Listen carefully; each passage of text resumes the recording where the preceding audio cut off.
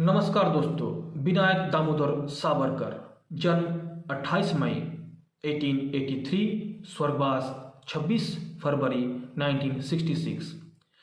वीर सावरकर एक हिंदुत्ववादी नेता, राजनैतिक चिंतक और स्वतंत्रता सेनानी थे। उनका पूरा नाम विनायक दामोदर सावरकर था। सावरकर पहले स्वतंत्रता सेनानी व राजनेता थे जिसने विदेशी कपड़ों की होली जलाई थी। दोस्तों, इनका प्रारंभिक जीवन इस प्रकार रहा। वीर सावरकर का जन्म 28 मई 1883 में महाराष्ट्र के नासिक जिले के भागुर गांव में हुआ था। उनकी माता का नाम राधाबाई सावरकर और पिता दामोदर पंत सावरकर थे। उनके माता पिता राधाबाई और दामोदर पंत की 4 संतानें थी। वीर सावरकर के 3 भाई और 1 बहन भी थी।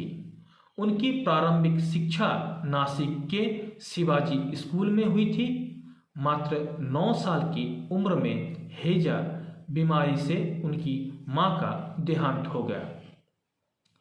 उसके कुछ वर्ष उपरांत उनके पिता का भी वर्ष 1899 में प्लेग की महामारी में स्वर्गवास हो गया।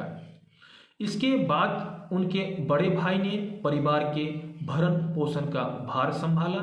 सावरकर बचपन से ही बागी प्रवृत्ति के थे। जब वे 11 वर्ष के थे तभी उन्होंने वानर सेना नाम का समूह बनाया था। वे हाई स्कूल के दौरान बाल गंगाधर तिलक द्वारा शुरू किए गए शिवाजी उत्सव और गणेश उत्सव आयोजित किया करते थे। बाल गंगाधर तिलक को ही सावरकर अपना गुरु मानते थे। वर्ष 1901 मार्च में उनका विवाह जमुनाबाई से हो गया था। वर्ष 1902 में उन्होंने स्नातक के लिए पुणे के फ्यूक्सन कॉलेज में दाखिला लिया। आर्थिक स्थिति अच्छी ना होने के कारण उन्हें स्नातक की शिक्षा का खर्च उनके ससुर यानी यमुनाबाई के पिता ने उठाया। दोस्तों, इनका राजनीतिक जो गतिविधियां थी वो इस प्रकार रहा। पुणे में उन्होंने अभिनव भारत सोसाइटी का गठन किया और बाद में स्वदेशी आंदोलन का भी हिस्सा बने। कुछ समय बाद वो तिलक के साथ स्वराज दल में शामिल हो गए। उनके देशभक्ति से ओतप्रोत भाषण और स्वतंत्रता आंदोलन के गतिविधियों के कारण अंग्रेज सरकार उनकी स्नातक की डिग्री जब्त कर ली थी।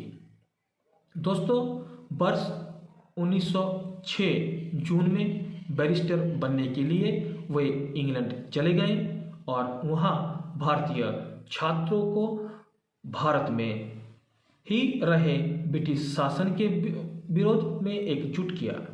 उन्होंने वही आज़ाद भारत सोसाइटी का गठन किया। सावरकर ने अंग्रेजों से भारत के मुक्त कराने के लिए हथियारों के इस्तेमाल की वकालत की थी और इंग्लैंड में ही हथियारों से लैस एक दल तैयार किया था। वर्ष 1909 में मदनलाल धिंगड़ा सावरकर के सहयोगी ने वायसराय लॉर्ड कार्जन पर असफल हत्या के प्रयास के बाद सर बेली को गोली मार दी। उसी दौरान नासिक के तत्कालीन ब्रिटिश कलेक्टर AMT जैक्सन को भी गोली मारकर हत्या कर दी गई थी।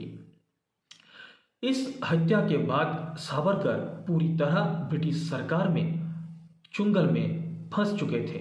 उसी दौरान सावरकर को 13 मार्च 1910 को लंदन में कैद कर लिया गया। अदालत में उन पर गंभीर आरोप लगाए गए और 50 साल की सजा सुनाई गई। उनको काला पानी की सजा देकर अंडमान के सेलुलर जेल भेज दिया गया और लगभग 14 साल के बाद रिहा कर दिया गया। वहाँ पर उन्होंने कील और कोयले से कविताएं लिखी और उनको याद कर लिया था।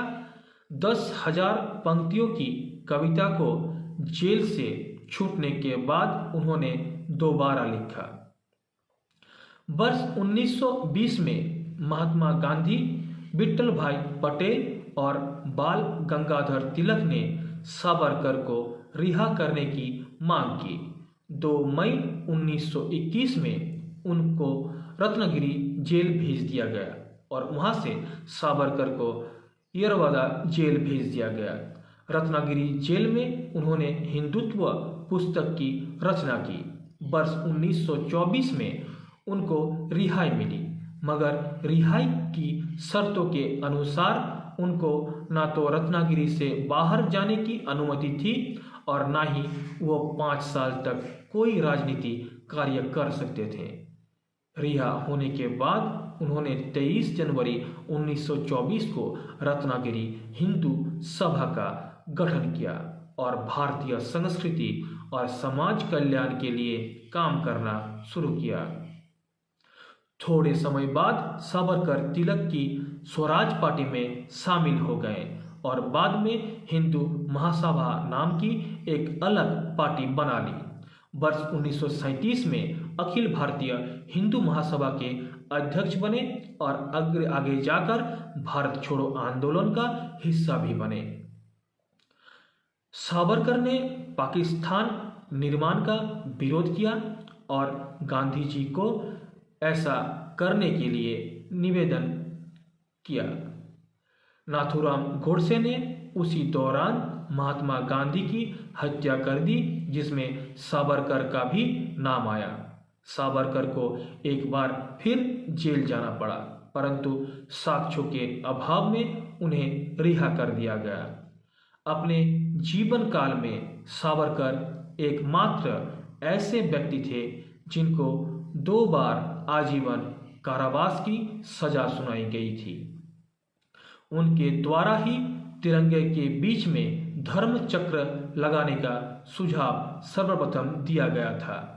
आज़ादी के बाद उनको 8 अक्टूबर 1991 में उनको पुणे विश्वविद्यालय ने डी.लिट की उपाधि दी। 1 फरवरी 1966 को उन्होंने मृत्यु पर्यंत उपवास करने का निर्णय लिया था। 26 जनवरी 1966 को उन्होंने मुंबई में अपना पार्थिव शरीर त्याग दिया और चिर निद्रा में लीन हो गए। दोस्तों, वीडियो को लाइक कीजिए, शेयर कीजिए, चैनल को सब्सक्राइब कीजिए। जय हिंद, वंदे मातरम, जय भारत माता।